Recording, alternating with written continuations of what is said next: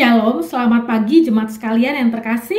Bagaimana kabarnya hari ini? Semoga kita semua sehat-sehat dan juga senantiasa mengucap syukur kepada Tuhan. Jemaat yang terkasih, permisi tanya. Pernahkah kita punya pengalaman berbicara sembarangan?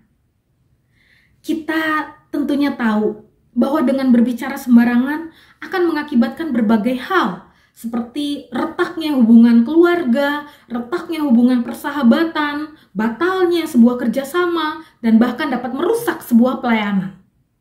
Mari, saya mengajak kita membuka bagian firman Tuhan dari Hakim-Hakim pasal 11 ayat 30-31.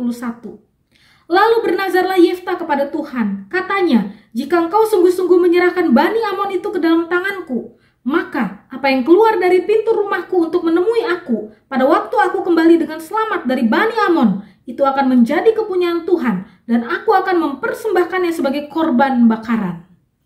Jemaat yang terkasih, di sini Yefta sedang mengucapkan suatu nazar yang sembarangan. Karena dengan nazar yang ia ucapkan ini menghancurkan kehidupan anak perempuan satu-satunya. Dan juga tentunya akan menghancurkan hati Yefta sebagai seorang ayah. Betul-betul Yefta tidak berpikir panjang bahwa nazar yang ia ucapkan ini akan menimpa anak perempuan satu-satunya ini.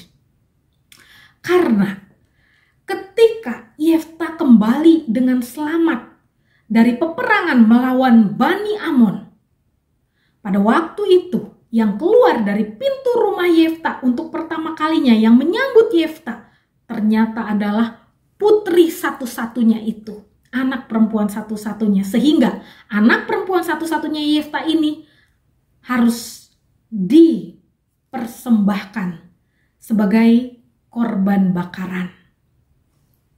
Jemaat yang terkasih, mungkin bisa saja kita juga mengalami hal yang serupa, dalam arti kita tidak pernah menduga bahwa ternyata dengan berkata-kata sembarangan akan mengakibatkan hal yang buruk yang tidak terduga itu. Mungkin bisa saja kita mengalami hal tersebut atau pernah mengalami hal tersebut. Jemaat sekalian yang terkasih, kita harus berpikir dulu sebelum kita berkata-kata. Karena kata-kata yang sudah kita ucapkan itu tidak dapat ditarik kembali. Sebagai orang percaya, kita harus berhikmat dalam berkata-kata.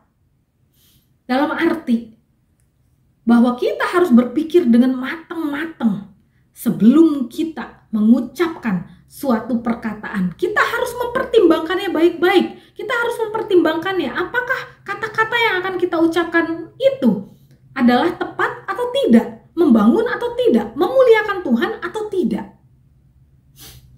Jemaat yang terkasih, mari kita melihat bagian firman Tuhan dari Amsal 25 ayat 11. Perkataan yang diucapkan tepat pada waktunya adalah seperti buah apel emas di pinggan perak.